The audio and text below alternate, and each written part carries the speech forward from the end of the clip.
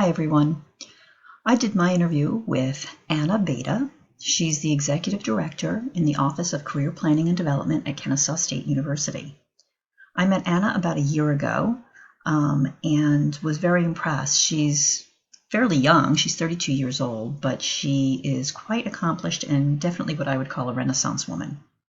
Anna's originally from Texas and earned her Bachelor of Arts in Psychology and Communication Studies from Southwestern University, which is a small liberal arts college in Texas. Like many people, she met someone who inspired her career choice, and for Anna, that person was the Dean of Students at Southwestern. She got to know the Dean and admired what she did, so Anna decided to follow in her footsteps, and she pursued a Master of Science in Education Administration at Texas A&M.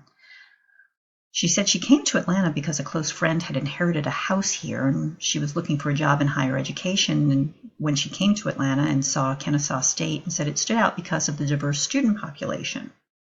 She said that when she was looking in higher ed, she really wanted a job that straddled student affairs and academic affairs. And she feels like career planning and development really accomplishes that. Once here at Kennesaw State, she decided to pursue her doctorate, but wanted a program that was slightly outside of higher ed, but one that would complement it.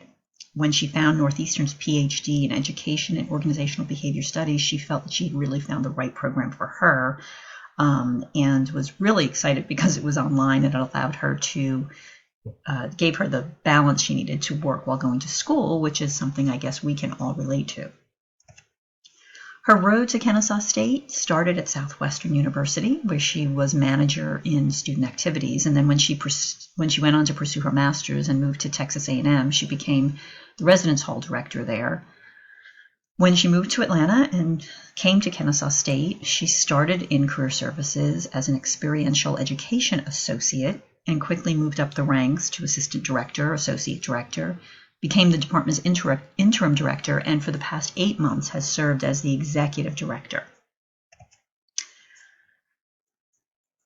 When you meet Anna, you can tell right away that she loves what she does. She's a natural-born leader and very outgoing. She actually knows everyone on campus because her personality really draws her in, but she's incredibly professional, yet really fun and informal. So she's a great person to be around. And she's very smart. She really understands the big picture of higher education. As far as her job, the things that she likes most, which doesn't surprise me, are really working with people, whether it's working with students and employers or managing her own folks. The challenges, she says, in her work is convincing some of the faculty and some of the other departments on campus about the value of career services. She really believes that career services can serve as the front, and can and does serve as the front door for the university. She is working to try to help connect the dots for employers and provide data to the campus groups to help them understand how this works. You can imagine with different departments, such as our development office has a corporate relations office, and we have an economic development and community affairs department. Plus, all of the different colleges have their own relationships with industries, and so it makes it kind of difficult when you have sort of this ad hoc approach. And Anna feels really strongly about serving as that sort of that key point to tie it all together. When I asked her what she aspired to be when she grew up, she kind of chuckled because she really has these two passions in her life. One is higher education, and the other is music. She's an accomplished singer. She is currently a member of the First Presbyterian Church Choir and recently earned a spot on a professional chamber choir out of Boston. So when she thinks about her future, she said it really depends on what direction life takes her in. Ultimately, she said, though, she'd either like to be the president of a small liberal arts school like her alma mater or a CEO of a major American orchestra. Two very different things, but it'll be interesting to see which direction life takes her in. When we started talking about her department, I asked her about the mission of her department, and as one would imagine, they share in the mission of the university of educating students, but also from a career development perspective. Again, that whole idea she has about serving as that front door, she's looking at her department from a very strategic perspective and not just as your traditional, oh, we help students get jobs. She's in her mind, it's much more than that. She has a very large team. I was kind of surprised, but I guess when the fact that we have 35,000 students with 13 different colleges, it's not surprising that she has a staff of 23 full-time staff members and about 10 student staff members. There are 3 teams: outreach and engagement, operations and employee relations, and career planning and advising. And under each of those areas, there are support staff and assistant directors and various different advisors. As for changes, she said there's been a lot, and in several ways. Outcomes is a big buzzword in higher education. She said that's especially true for career services. So that's something that has had an impact on how they now do things. Obviously, she's had an increased staff because of our increase in our growth in our university, and that has brought more employers to the university because we added 3 colleges when we did that. But that increased role in what they actually do is something that she's really focused on. Because student outcomes is again that buzzword, and her department has increased their role in how they've been working to advise and help students find internships and co-ops. And really she sees the career services field as having changed from sort of a transactional to more of an engagement department. Students, she said, now go to career services at a much earlier point in their college career, and really encourages freshman students to reach out to the career services department to get involved with them as early as possible. She has seen career services become it's a process and something that people can learn. It's something that students need to really learn. I mean, there are people who graduate from college and have no idea how to network or how to interview properly. And so Anna has worked with our distance learning folks to develop several MOOCs. And they actually created a program whereby students and alumni actually can earn a certificate by taking these series of courses. Anna talks about the exciting things, obviously, that are going on in the career services field, but they're not without some challenges. And for her group, like many across higher ed, it's about resources. For her, it's about space, it's about money, and ultimately it's about staff. So even though she has a fairly large department, it's never enough. And of course, there's never enough money and there's never enough space.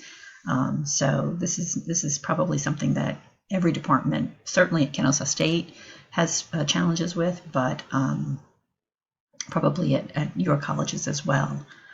However, by far, she says the biggest challenge that they have is our growth. The growth has really caused a lot of these challenges to escalate even further than normal. And so with that growth, the other big challenge is staff. She just needs more. There's just not enough people. When you have 35,000 students, you need more advisors to help them. You need more people bringing employers in. It's interesting, when I asked her what her department's biggest accomplishment is, she said that the ability to position themselves in the academic space as viable and relevant so that faculty rely on them as that connection point to the industry. Obviously, that was something that she saw as a challenge, but she also feels that they've made a lot of strides. Of course, she said that she's made strides, better strides in some colleges than others, and admits that they still have a way to go, but she definitely sees the change beginning. As for the future, Anna believes that it's all about student outcomes, and she sees career planning and development as an integral part of that for the university. In particular, she's looking to partner with the Department of Institutional Effectiveness, my department in PR, and others to help tell the story of their successes of her department, whether students are landing jobs or whether they're going on to graduate programs. She really wants to be able to demonstrate the role her group plays in making those successes happen.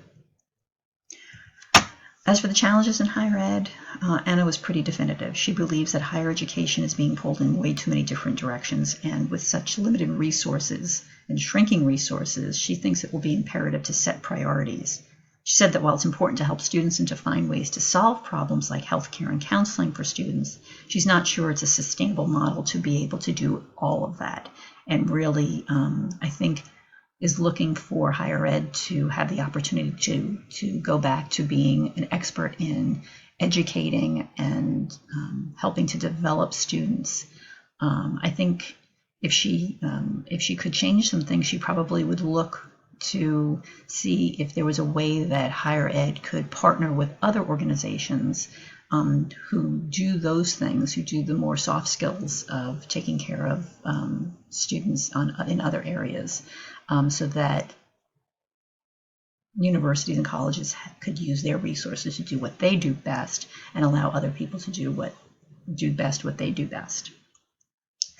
As her advice to me, she said that you should always keep smiling, keep a positive attitude, and always look for ways to collaborate. And I will say that I think that has been Anna's biggest strength. She is a true collaborator, and it has helped her and her department.